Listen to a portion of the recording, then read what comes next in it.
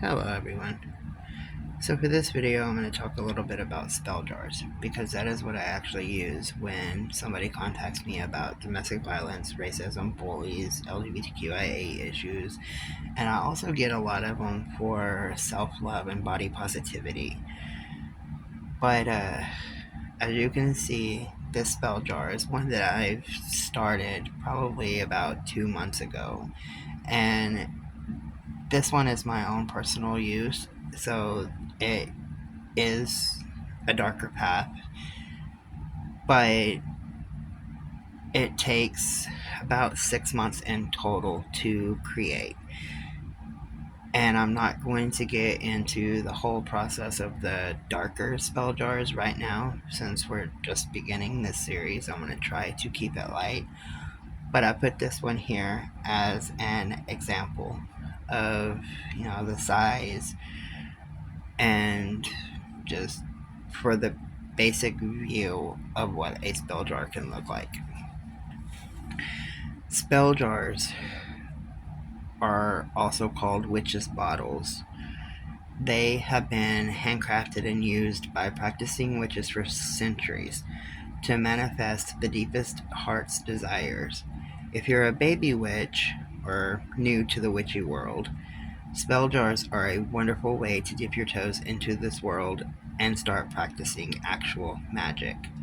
The upside to making witch bottles is they look amazing as home decor or setting on your desk at work, and the outside world will be none the wiser as to what they really are. You don't need to follow any religion or engage in regular rituals, and you don't even need a broomstick.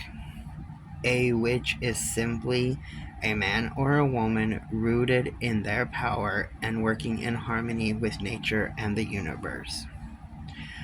Spell jars are a form of spell work and ritual. They are typically made from old mason jars or recycled jam jars. This jar right here I got, they work perfectly, and they were like $1, I think, at like the Dollar Tree. You can get them in different sizes, different shapes, whatever. But any jar that you feel that would work for you will work for you. They are filled intentionally with various herbs, plants, oils, crystals, and salts, among other things. Like I said in that other video, feathers, beads, you know, anything that represents the person that you're making them for, their culture, their ancestors. You make each jar unique to that person. But the goal is to add things that will help manifest a specific desire. And that desire can be either light work or dark work. Repeating intentions or engaging in visualizations while assembling the jar turns the creation into a form of ceremonial ritual. Now, things to remember when creating spell jars. Number 1, be creative and trust your intuition. There really is no right or wrong way when it comes to making a spell jar. The possibilities are endless. You can make one pretty much from anything. Uses for the spell jars are also without limit. You will find hundreds, if not thousands, of combinations of herbs, plants, nuts, seeds, stones, spices, oils, etc. to help you achieve your goal. The possibilities are endless in every aspect of creating your jar. Just make sure that whatever you choose to use corresponds to your desire and intent. Now, I will be doing videos that talk about different herbs and stones and stuff and the properties that they hold and what they are best used for. Because some things are meant for healing, some things are meant for cursing, some things are meant for protection. There are a few that do overlap and have multiple properties. Don't forget about the outside. You can paint it, you can glue fake or dried flowers, leaves, craft items, buttons, string, etc. on it. Now, that gets kind of iffy because sometimes certain things are used for certain things, like buttons.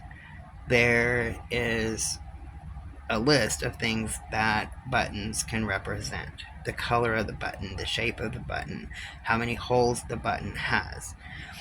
By placing that on the outside of your jar, if you do it before you add the herbs and stuff and you cleanse the jar with sage smudge, sprinkling salt over it, spraying it with salt water if there's nothing that the water part can ruin, um, smudging it with cinnamon sticks, smudging it with sweetgrass. There's numerous ways to cleanse something after you have put it together. You can use stones or buttons or different colored dried flowers and stuff like that, or colored beads. Every color has its property. But if you assemble the jar first and then you cleanse it, that removes everything of what the outside things represent. So your focus would be on the inside of the jar. The herbs, the stones, the beads, or whatever you place on the inside, that is what your actual spell will be. The outside of the jar just becomes decor for your office or your bedroom or your altar. So that's one of the really important things. Make sure that the outside does not clash with the purpose of the inside. Number 2, meditate on and visualize your intentions. To boost the energy of your spell work with it on a regular basis, you need to be able to see it, to visualize it still working. You need to be able to set it like in a window and visualize the moonbeams coming down on it to recharge it, or the sun moon cycle. You can set it in a storm if you're working the darker path. Like a lot of times I will just put my spell jars into a tight Ziploc bag. Sometimes I double bag them depending on how strong the rain and stuff is, and I will just set it out in the yard or set it up in a tree or something. That way the storm can energize it. But while I'm visualizing the purpose of it, if I'm going to cleanse it with, let's say, a thunderstorm, considering the fact that I do things with the darker path, visualizing the thunder, the lightning, the storms, the high winds carrying away the negativity or the harm or the anger or the fear or whatever it's for, recharging it with a storm helps empower the jar to last longer. But I could also calm my jar if I see that it's working a little too good, which happens a lot. So if I have like a storm energized jar, I can literally just set it in the moonlight for the night, and it will still have its raging energies, but it will be kind of more balanced and more calm. So when you meditate on them and you do your visualization, it is important to figure out what type of way you're going to be cleansing your jars and recharging them, because then you can include that in your technique of building the jar. And number 3, take conscious action. Make sure that you are taking conscious actions in the real world too.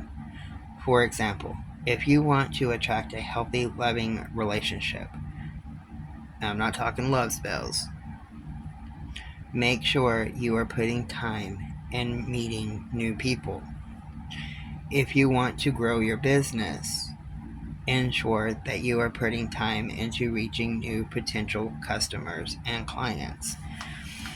Now, since these, for my purpose, is used a lot with domestic violence, the real world actions that I put with the jar is calling hotlines, helping the person reach out to housing authorities or a church to help them get gas in their car so they can, pack up and move to their grandparents' house or something to be safe.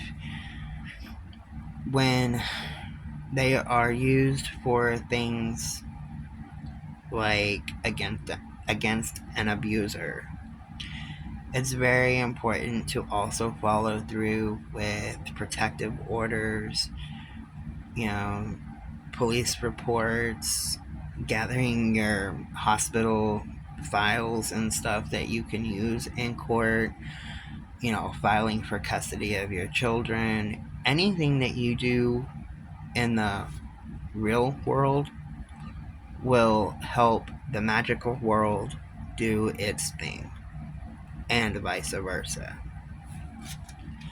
4.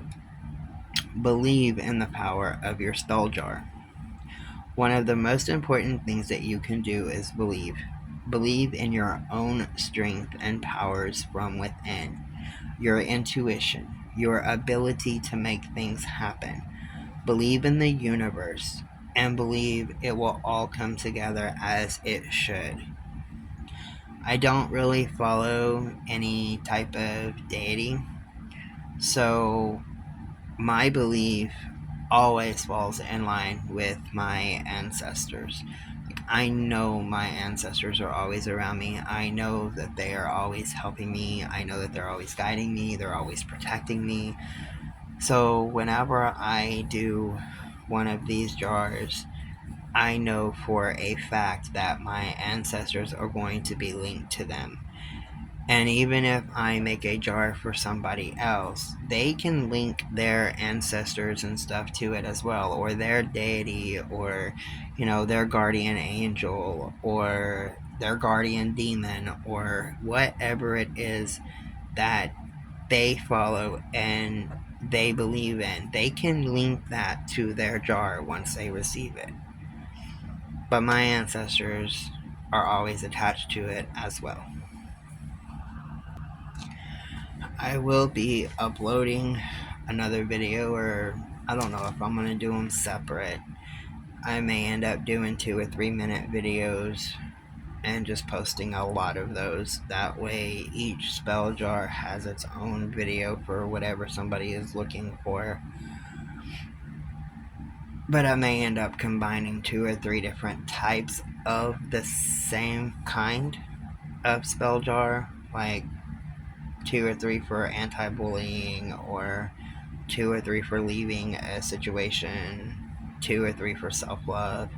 I'm not exactly sure. I kind of think that they each deserve their own short video about it, because sometimes information can get confused if it's crowded all up into one video. But just a disclaimer, I do not advise anybody to put peppers in a jar and let them mold, because that is what you see on this video. There is a lot more to this jar, and unless you are very advanced into a darker path, I do not suggest that you try to copy this jar, just for the purpose of kind of seeing how it works or how long it takes, or nothing like that. Safety is always first, and if you are not sure if something is going to work, feel free to message me and ask me, or ask in the comment. I know a few of my followers here are very advanced. I don't know if they are specifically out of the broom closet, or if it's just conversations that me and them have had, so I'm not going to name names or anything, of course, I never do.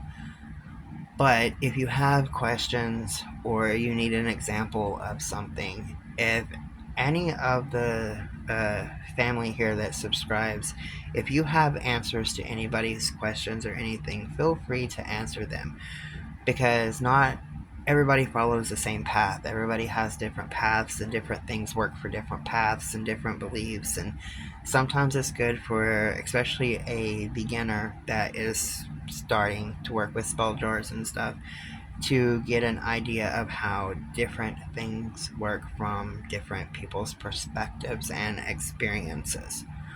So these witchy weekends are for the community. It's not just me. If you have anything that works, please share it. If you want to do a live with me to discuss different aspects of something, we will definitely do that. Maybe we can do a couple of lives and showing how to decorate and put them together and cleanse them and stuff like that. And you know who you are that I'm talking to. So much love and blessed be.